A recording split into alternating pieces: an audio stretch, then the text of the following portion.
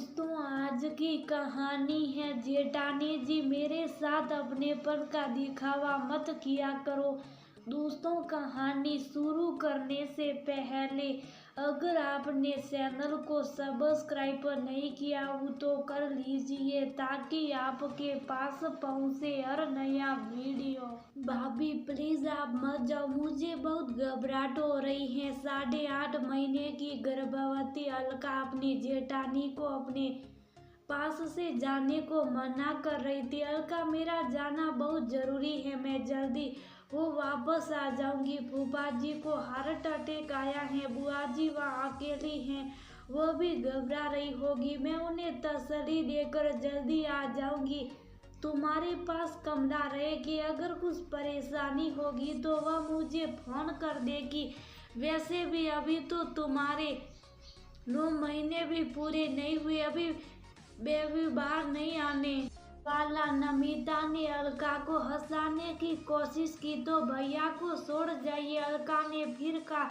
इस समय उनका भी वहाँ होना बहुत जरूरी है ना जाने क्या जरूरत आ जाए। डॉक्टर भी कभी दवाई तो कभी कुछ बुलाते हैं, हम दोनों भी अकेले नहीं संभाल पाएंगे। अलका को समझा बुझा कर और कमला को सब अच्छे से समझा कर नमिता अपने पति के साथ हॉस्पिटल चली गई। नीरजा जी की 2 बहुएं हैं, नमिता और अलका। अलका गर्भवती है। नीरजा जी को बहन के बेटे की शादी में जाना पड़ा, उनका भी जाना जरूरी था, लेकिन वह बेफिक्र थी कि नमिता तो घर पर है ही, इसलिए वह अपने छोटे बेटे अजय के साथ शादी में चली गई। नमिता तो खुद वैसे भी समझदार है, फिर भी नीरजा जी ने नमिता को सारी हिदायत दे दी थी। कल नमिता की बुआ जी जो उसी शहर में रहती हैं, उन्होंने फोन किया। फूफा जी को हार्ट अटैक आया, मैं पड़ोसी की सहायता से उन्हें हॉस्पिटल ले जा रही हूँ, तुम भी वहीं पहुँच जाओ। बुआ जी की बात सुनकर नमिता तो रोने लगी। उसके पति नमन ने उसे संभाला और हॉस्पिटल चलने को कहा। इस बीच नमिता ने अलका का ख्याल करते हुए नौकरानी कमला को अपने आने तक अलका के पास रुकने के लिए राजी कर लिया। अभी नमिता को गए आधा घंटा भी नहीं हुआ था कि अलका को पेट में दर्द महसूस होने लगा। कमला उसके पास ही बैठी थी, बोली, भाभी घबराओ मत, इस समय इतनी टेंशन अच्छी बात नहीं, आपके और बच्चे दोनों के लिए सही नहीं।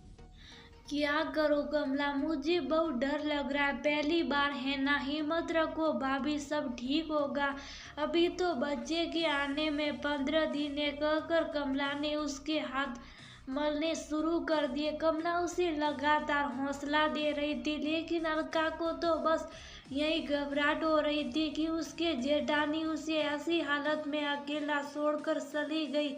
जब अलका से दर्द बर्दाश्त नहीं हुआ तो कमला ने नमिता को फोन लगाया, लेकिन नमिता का फोन नहीं उठा।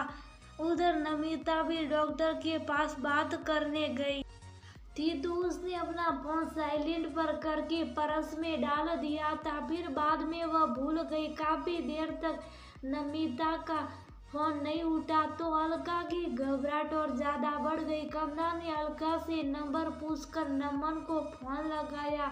उधर नमन अनजान नंबर देकर फोन काट रहा था, क्योंकि ऑपरेशन थिएटर के बाहर वो भी परेशानी में था। पता नहीं डॉक्टर कब किस बात के लिए बुला ले। जब कॉल ज्यादा आने लगी तो नमन ने फोन उठा ही लिया। वह जलाकर बोला, कौन बोल रहा है? भैया जी, मैं कमला बोल रही हूँ, भाभी की तबीयत खराब हो रही है।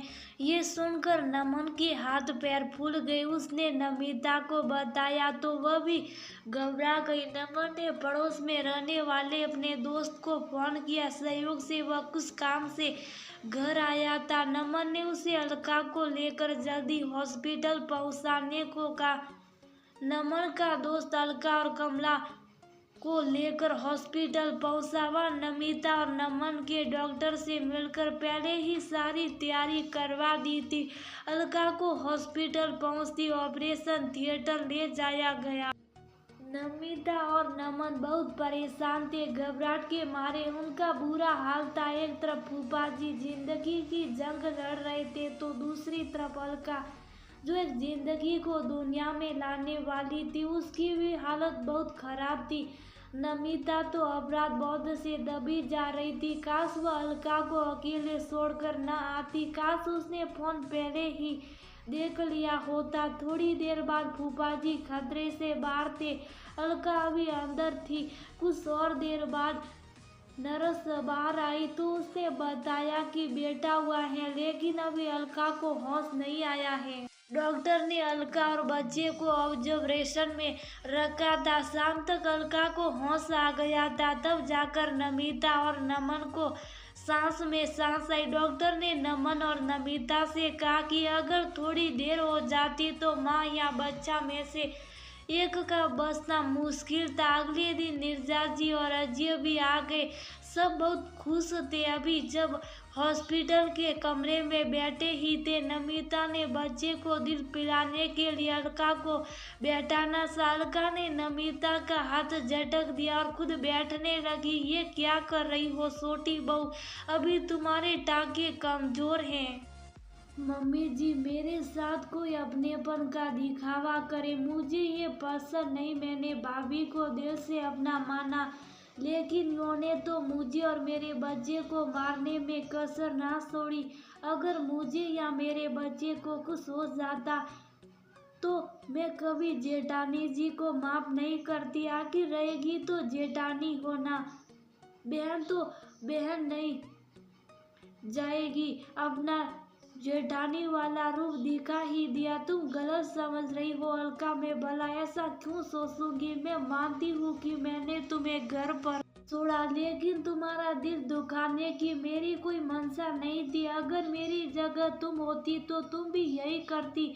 मैं तो खुद कल से अपराध बोध से दबी जा रही हूँ। भगवान से यही प्रार्थना की थी कि सब कुछ सही हो जाए। मैंने तुम्हें कमला के साथ छोड़ा था क्योंकि अभी तुम्हारी डिलीवरी में समय था, लेकिन तुमने मेरे समझाने के बाद भी अपनी घबराहट कम नहीं की और वही तुम्हारे लिए दर्द का कारण बन गया। मैं तुम्हारी गलती नहीं बता रही, लेकिन किसी भी बात का कारण कुछ भी रहा तो भगवान की दया से तुम और तुम्हारा बच्चा बिल्कुल ठीक है। यही सोचकर अपने दिल को तसल्ली दे रही हूँ। तुम्हारा दिल दुखाने का मेरा कोई इरादा नहीं था। भाभी ठीक कर रही हैं अलका, इसमें इनकी कोई गलती नहीं।